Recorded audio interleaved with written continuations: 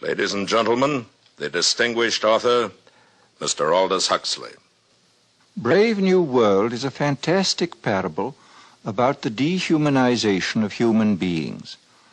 In the negative utopia described in my story, man has been subordinated to his own inventions. Science, technology, social organization, these things have ceased to serve man. They have become his masters. A quarter of a century has passed since the book was published. In that time, our world has taken so many steps in the wrong direction that if I were writing today, I would date my story not 600 years in the future, but at the most 200. The price of liberty and even of common humanity is eternal vigilance.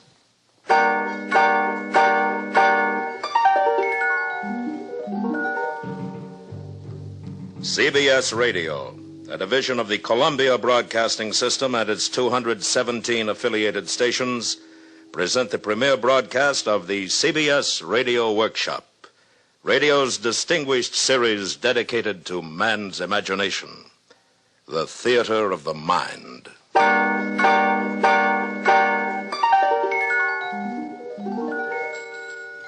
Tonight, part one of two half-hour programs devoted to one of the world's most shocking and famous novels, Aldous Huxley's terrifying forecast of the future, Brave New World. We are proud to have Mr. Huxley as narrator for these broadcasts. Original music is composed and conducted by Bernard Herrmann.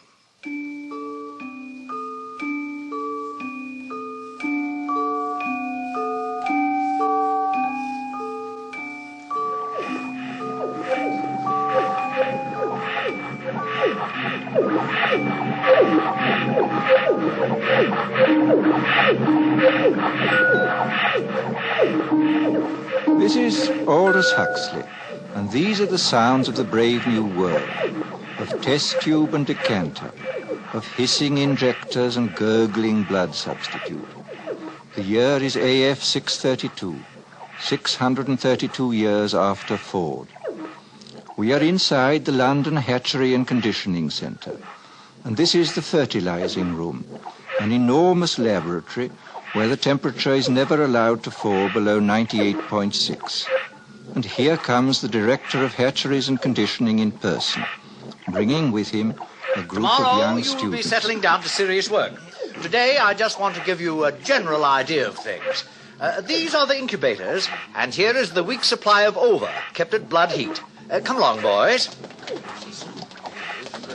Now here, we immerse the eggs into a warm bouillon containing free-swimming spermatozoa. Immersion continues until the eggs are all fertilized. And over here is where we bottle the alphas and betas. In short, gentlemen, the perfect process for manufacturing healthy babies. Are there any questions? Sir, will you explain the Bakanovsky process? I'm glad you asked that. Students, take this down. Bakanovsky's process, where in olden times one egg made one embryo which made one baby. Today we've improved on all that. Now the egg will divide from 8 to 96 buds, and every bud will grow into a perfectly formed embryo, and every embryo into a mature baby, making 96 human beings grow where only one grew before. Progress. But what advantage is it, sir? Oh, my good boy, can't you see? Where in olden times nature allowed us only to have twins or perhaps triplets or so, today we can create scores, yes, scores of identical individuals. We can manufacture men and women in uniform batches. Think of it. An entire factory staffed with the product of one single egg. 96 identical individuals working 96 identical machines. At last, society really knows where it stands. Remember, it was our Ford who gave us the concept of the assembly line when he was on Earth many centuries ago. And now, boys, we will go up to the bottling room where we shall see how we create each class of society, alphas, betas, deltas, etc. Come with me. Well, Lenina. Oh, Director. Oh, charming, charming. What are you injecting into our embryos today, my dear? Typhoid antitoxins? Yes, sir. Are you busy this afternoon? Oh, not after 5, sir. Good. Suppose we get together then on the roof. That would be fine. I've admired you for some time, Lenina. I'm looking forward to a closer acquaintance. Thank you, sir. And now, boys, we're off to the bottling room. You are a lucky girl. The director of hatcheries and conditioning. Oh, hello, Fanny. Oh, you can trust the director to be the perfect gentleman. I saw him pat you. He wants me. You see? That shows what he stands for. The strictest conventionality. And it's about time you started belonging to someone else, my dear. But I like Henry Foster. We've only been with each other 4 months. 4 months? Well, what would the district world controller say? You know how he disapproves anything intense or long drawn. And it isn't as though there were anything painful or disagreeable about being with 1 or 2 other men besides Henry. After all, everyone belongs to everyone else. You're quite right, Fanny, as usual. Good girl. Fanny, do you know Bernard Marx? Bernard Well, why not? Bernard's an Alpha Plus. Besides, he asked me to go to New Mexico, to the Savage Reservation with him. But his reputation. They say he doesn't like obstacle golf. Oh, they say. And that he spends most of his time by himself alone. They say somebody made a mistake when he was still in the bottle. Thought he was a gamma and put alcohol into his blood substitute. That's why he's so stunted. Oh, what nonsense. Oh, very well, Lenina. It's your life, my dear. But I think you're heading for trouble.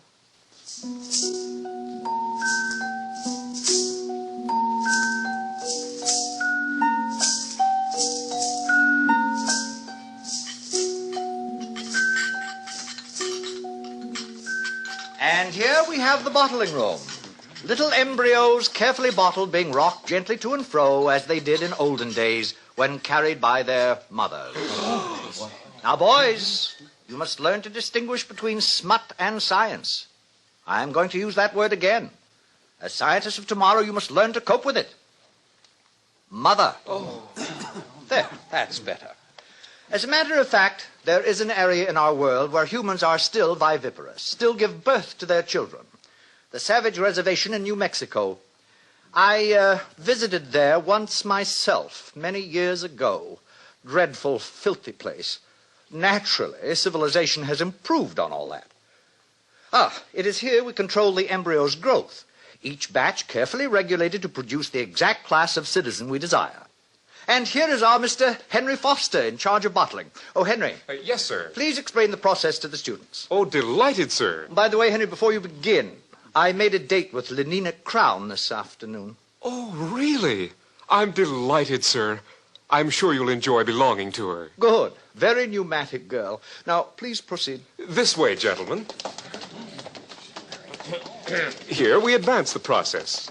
One by one, the eggs are transferred from their test tubes into these larger decanters and moved along to the labelers, carefully labeled as to heredity, date of fertilization, sex, name, serial number.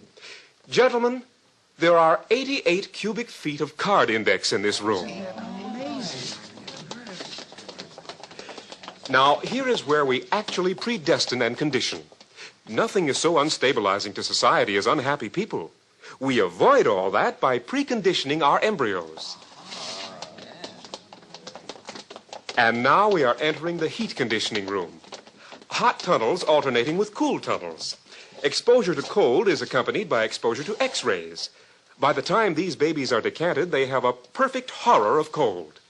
Thus, they are perfectly prepared to emigrate to the tropics, to be miners and acetate silk spinners and steel workers. And that is the secret of happiness and virtue, liking what you have got to do. All conditioning aims at that, making people like their unescapable social destiny. 10 to 3, boys. Time to visit the nurseries.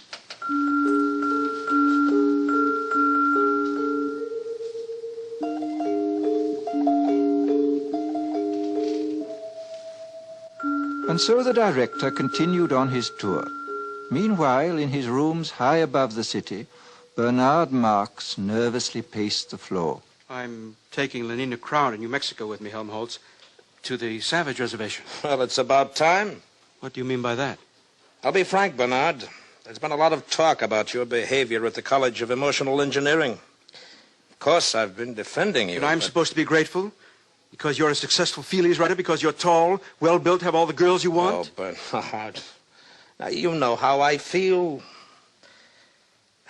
I want to write. I mean, seriously, not slogans or feelies. I want to write something important.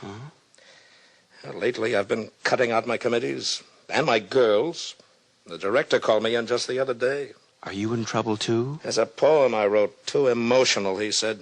He gave me the lecture about being an Alpha Plus, about remembering to behave even as a little infant. I know. I tried to explain to Lenina, but she doesn't understand, or won't understand. All those other men she belongs to, Henry Foster, Benito Hoover, they treat her like a side of beef. It's disgusting. It's socially proper. We share and we share alike, remember? But I want her for myself, alone. Bernard, you're my closest friend. Now, you listen to me. You can't win this way. Follow the rules. Play the game. Be happy.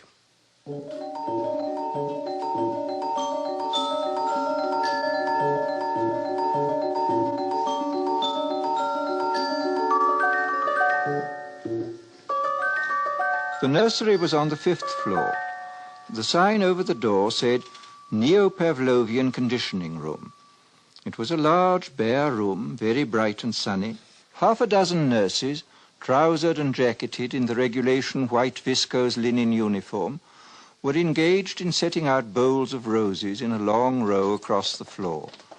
The nurses stiffened to attention as the director of hatcheries and conditioning came in, followed by his students. Set out the books. In silence, the nurses obeyed his command. Between the rose bowls, the books were duly set out. Now bring in the children. They hurried out of the room and returned in a moment, each pushing a kind of tall, dumb waiter, laden on all its 4 wire-netted shelves with 8-month-old babies, all exactly alike, a Bokanovsky group, and all, since their caste was Delta, dressed in khaki diapers. Put them down on the floor. Now turn them so they can see the flowers and books. Turned, the babies at once fell silent, then began to crawl towards those clusters of sleek colors, those shapes so gay and brilliant. From the ranks of the babies came little squeals of excitement, gurgles and twitterings of pleasure. The swiftest crawlers were already at their goal. Small hands reached out uncertainly, touched, grasped, unpetaling the roses, crumpling the illuminated pages of the books. Watch carefully, students. All right, nurses, pull the lever.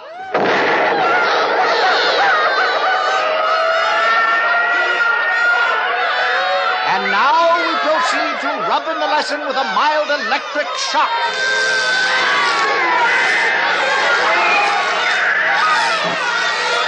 That's enough.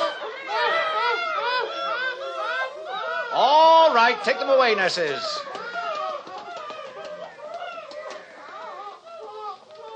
Observe. Henceforth, books and flowers will be associated in their minds with loud, unpleasant noises and electric shock.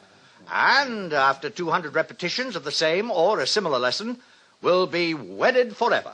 What man has joined, nature is powerless to put asunder. They'll be safe from books and botany all their lives. But, sir, since these are lower caste children anyway and will never read, why bother to condition them against flowers? Simple economics. If gammas, deltas, or even epsilons like flowers and nature, soon you'd see them wasting their time visiting the countryside. And of what economic use is that? A love of nature keeps no factories busy. It was decided to abolish it, at least among the lower classes. Any further questions? Sir, would you tell us about sleep teaching? I'm glad you asked that. The most ingenious development of all, sleep teaching, is given to all our children as they grow to maturity. A little voice murmurs slogans in their ear all the night long while they sleep. Of course, it's useless for teaching, but as a method for giving post-hypnotic suggestions, it is invaluable. It's what conditions our minds to love our future role in life. Now, boys, tell me some of the lessons we've all learned through sleep teaching. A gram is better than a dam. A good example. We have learned to take a gram of soma whenever we feel out of sorts. Euphoric, narcotic, pleasantly hallucinant. It transports our minds into a beautiful sleep filled with wonderful images. It gives a summer holiday, thus preventing unnecessary impulses such as anger, jealousy, envy, anxiety. Next. Ending is better than mending. Good. It's better to throw away something than to repair it. New clothing, new possessions keep our factories humming and make us happier. Next. I'm glad I'm not a gamma. Ah, yes. We're all taught in our sleep to enjoy our own caste, whatever it may be.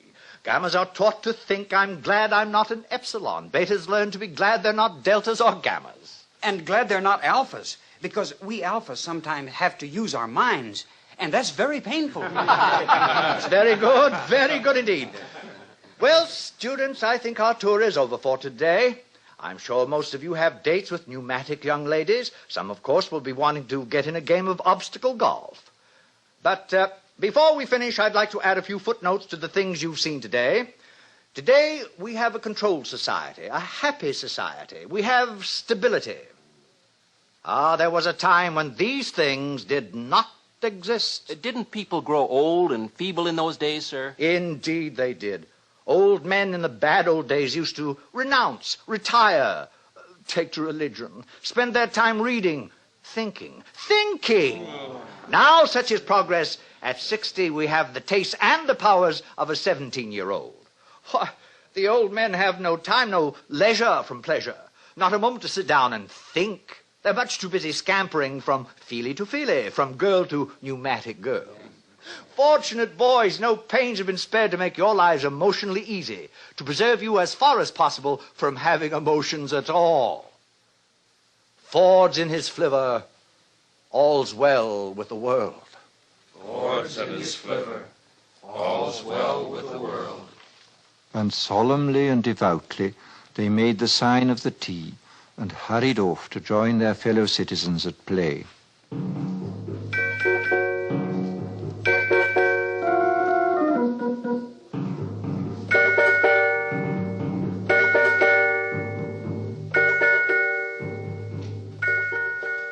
In spite of Fanny's dire warnings, Lenina Crown made a date that evening with the eccentric Mr. Marks, partly to show Fanny her courage, and partly because she was curious.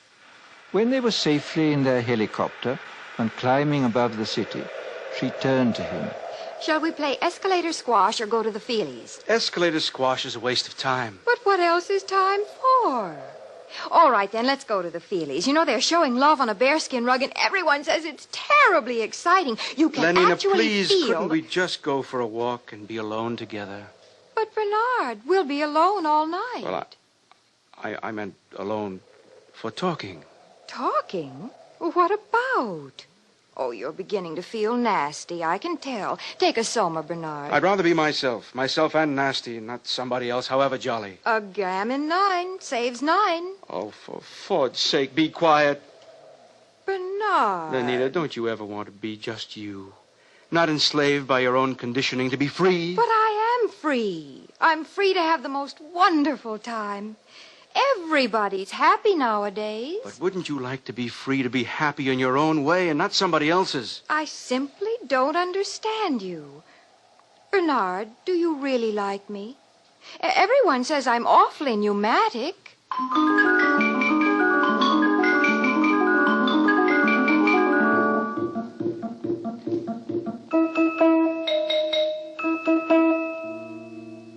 Eventually, Bernard took Lenina to the Westminster Abbey Cabaret, where Calvin Stopes and his 16 saxophonists were playing. Also featured was London's finest scent and colour organ, and all the latest synthetic music. With the aid of 4 Soma tablets, Bernard managed to spend a successful evening with the girl, and the next morning he agreed to apply at once for a permit to visit the Savage Reservation. He was quite nervous as he stood before the large desk of the Director of Hatcheries and Conditioning. Oh, going to take Lenina Crown, I see. Yes, sir. Very pneumatic. Yes, sir. New Mexico Reservation. How long ago was it? Let me see. 25 years? I must have been your age then. Sir? I had the same idea as you. Wanted to have a look at the savages. Got a permit for New Mexico and went there for my summer holiday. With my girl of the moment. She was a beta minus, I think. Oh, yes. She had yellow hair and was especially pneumatic. Well, it was terrible. We rode about on horses and all that, and the last day of our stay, she got lost. Somewhere in those horrid mountains. Lost. We never did find her, poor girl. Must have fallen in some crevice. Yes, we searched for days, but no luck. Miserable trip. You must have had a terrible shock. What? Oh, don't imagine there was anything unethical about it. Nothing emotional or long drawn. It was all perfectly healthy and normal. I'm sure it was, sir. What's that? Oh. Mr. Marks, I should like to take this opportunity of saying I'm not at all pleased with the reports I receive of your behavior outside working hours. Alphas are so conditioned that they do not have to be infantile in their emotional behavior, but that is all the more reason for their making a special effort to conform. And so, Mr. Marks, I give you fair warning. Yes, sir. If ever I again hear of any lapse from a proper standard of infantile decorum, I shall ask for your transference to a subcenter, preferably to Iceland. Good morning.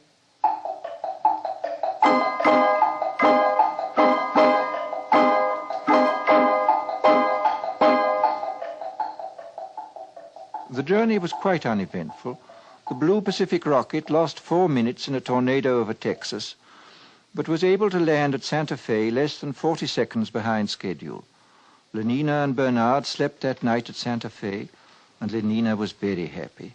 Imagine 60 escalator squash racket courts in the hotel, and obstacle and electromagnetic golf, too. Oh, Bernard, it's simply too lovely. There will be no scent organs, television, or even hot water once we get out on the reservation. I can stand it. You'll see.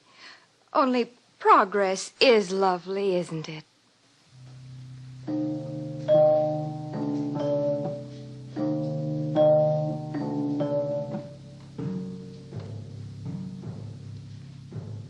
They took a rocket ship into the interior, and from there they traveled on horseback. And all Bernard could think about was Iceland, and how cold and barren it would be.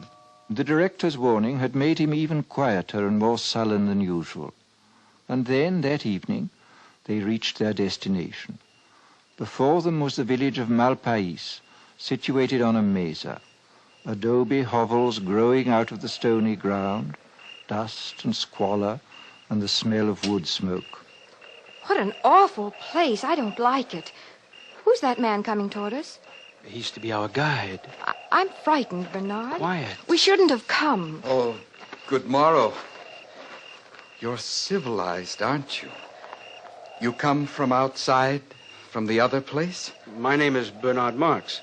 This is Lenina Crown. My name is John. Come with me. He speaks English. That's strange. Probably trained as a guide. Where is he leading us? To that hut, I believe. There seems to be some sort of activity over there. Orgy! Orgy! Why, it's like our lower caste community sing. Only look. Now they're beating themselves with whips. Oh, no, Bernard. It's got something to do with their religion. What a wonderful intensity of feeling it must generate.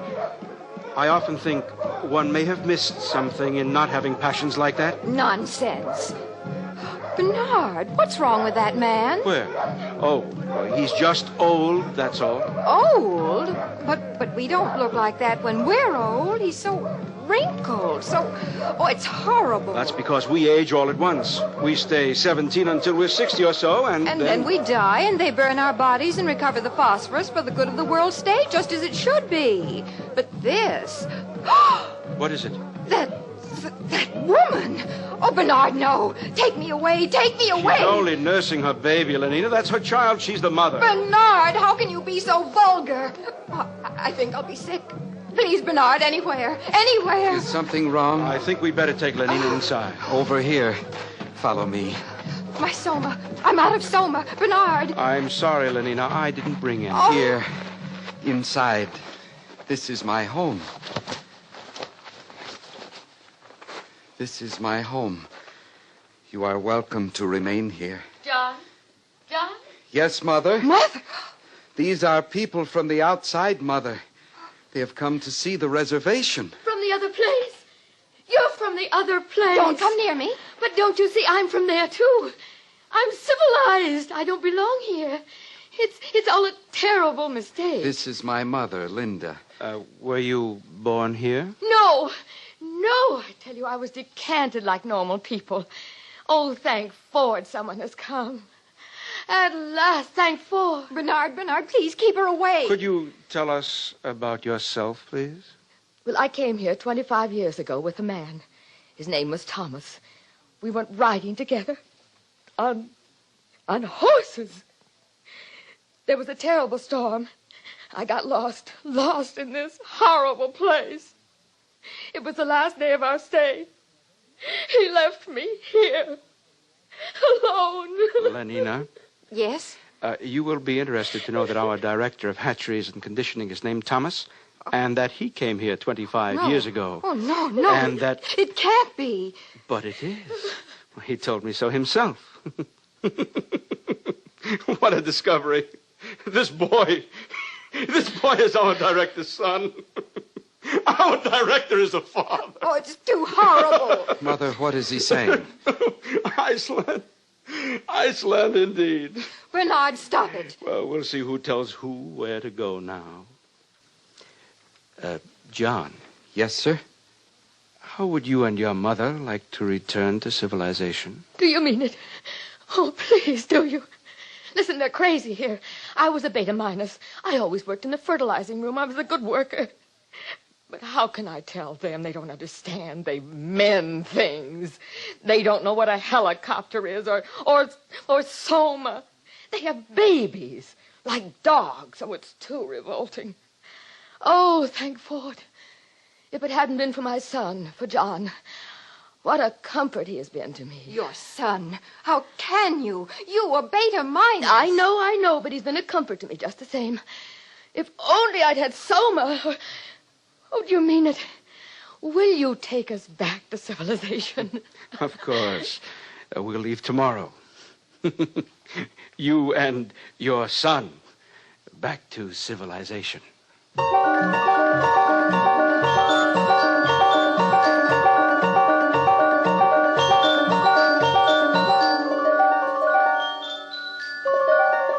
And Bernard was as good as his word. That very night, he and John and his mother and Lenina took the Blue Pacific rocket to London. For Lenina, it was a happy trip, since she had taken 4 somas the minute they got back to the hotel. For John, it was a voyage of discovery. Poor Linda, his mother, could only weep for joy. But for Bernard, it was a moment of triumph. Triumph such as he had never known before.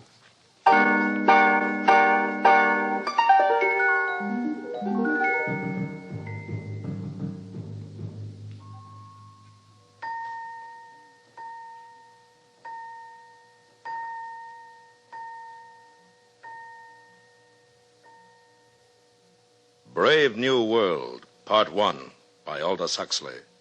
A startling, shocking account of what can happen to our civilization 600 years in the future. And more importantly, a warning to all of us against the destruction of moral standards, family life, and the soul of man. Join us next week when we will continue with Part 2 of Aldous Huxley's terrifying forecast of the future of what could become the brave new world. Presented on the CBS Radio Workshop.